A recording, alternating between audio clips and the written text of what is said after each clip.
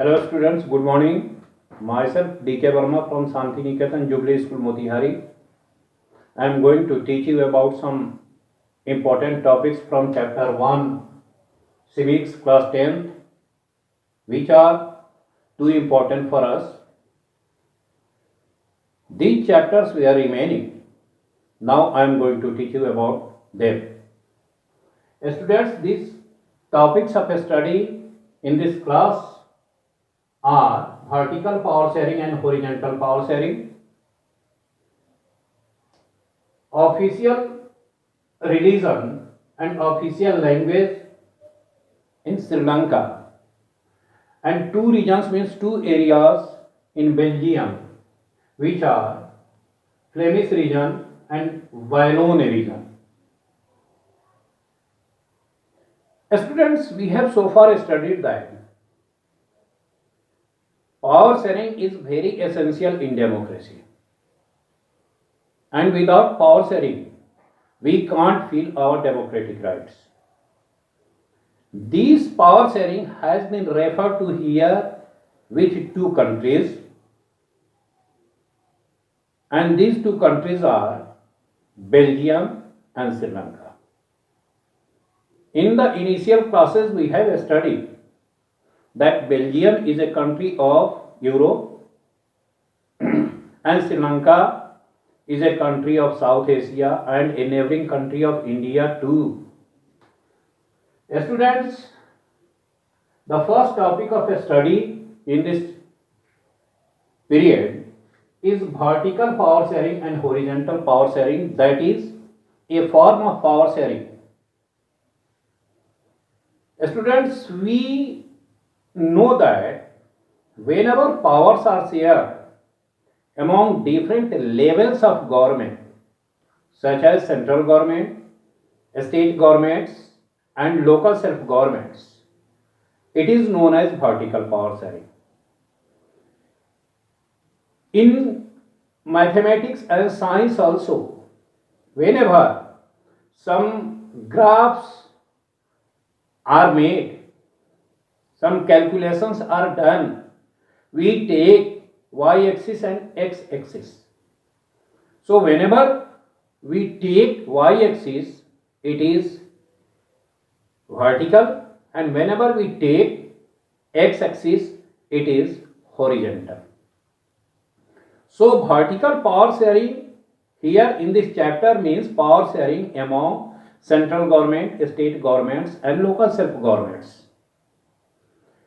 And this is done in a true democratic nation like our country, India.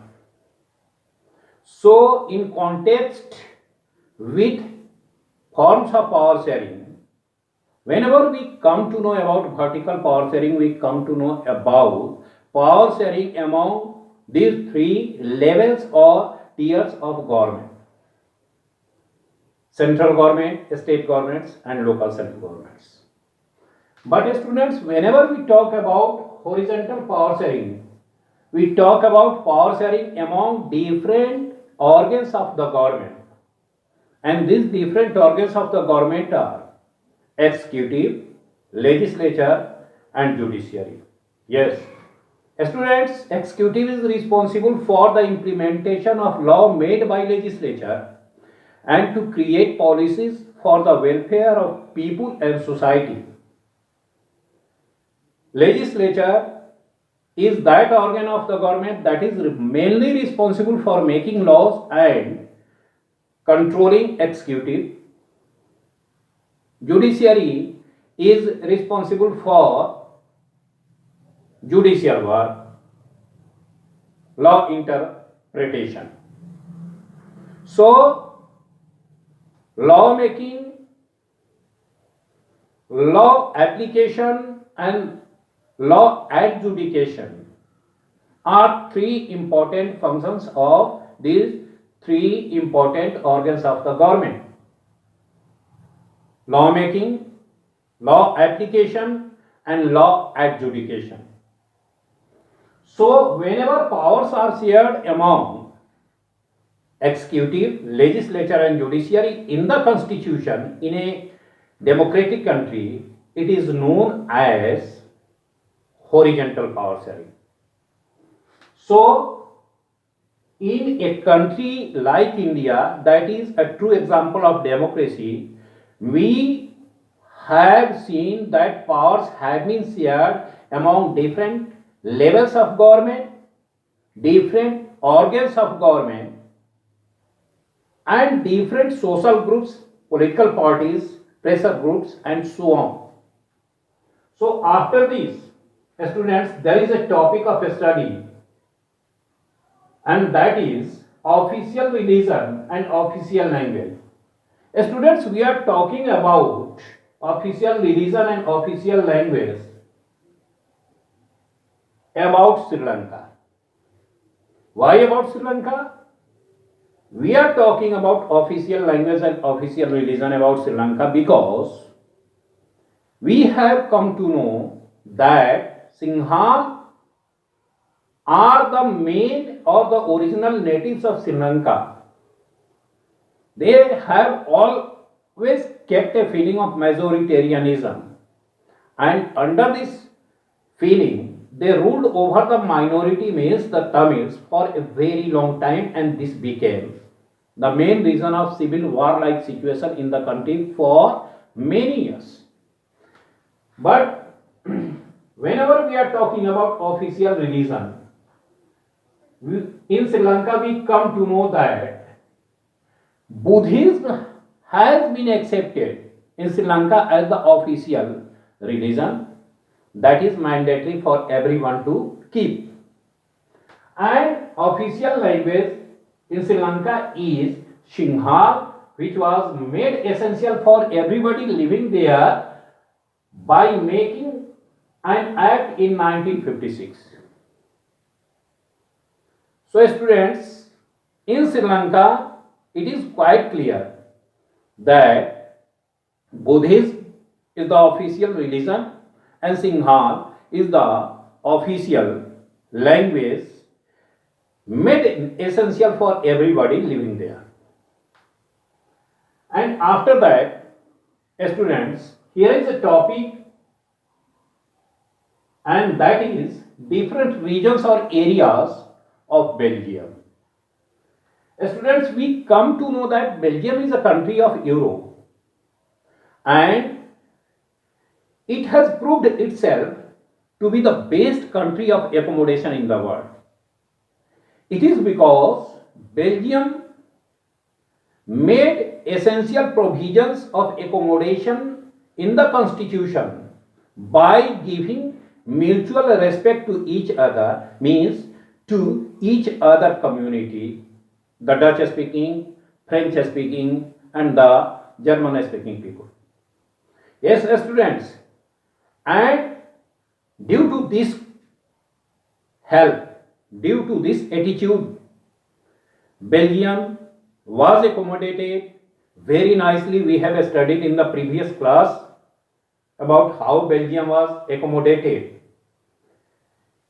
Belgium was accommodated by giving mutual respect to each other communities in the constitution. Here, whenever we are talking about two main or different regions of Belgium, areas of Belgium, students, we come to know that Flemish is a region of Belgium where mainly Dutch speaking people are living. And another area is known as Wallon, where mainly French speaking people are living. So these are two important regions of Belgium where two different communities live in majority separately, Wallon and Flemish. One is dominated by the French speaking, another is dominated by the Dutch speaking people. But it doesn't matter because both communities help each other, give equal respect to each other, and the nation proved itself to be the best example of accommodation in the world. This became the reason that Brussels, the capital city of Belgium, became the headquarters of the European countries because Belgium proved itself to be the best nation of accommodation by giving equal respect to each other. And here, students, the capital city Brussels of Belgium is also very important because it is a place where the nation has its headquarters, as well as the area is also important because it is the headquarters of the European community also. And in Brussels, French are constituting 80% of the total population and Dutch are constituting 20% of the total population in the capital city. So it doesn't matter how a local government or the capital city government was formed there. After this variation, because in the country the Dutch speaking people gave equal respect to the French speaking people in the formation of the central government by giving equal respect or equal number of ministers to the French speaking people, that is why the French speaking constituting 80% in the capital city Brussels also gave equal respect in this regard to the Dutch speaking people in the formation of the capital city government. So this was the mutual understanding and support to each other that became the sole basis of the accommodation of the country. So students, with these topics, our class is going to just end, and the remaining topics would be discussed in the next class. Thank you very much.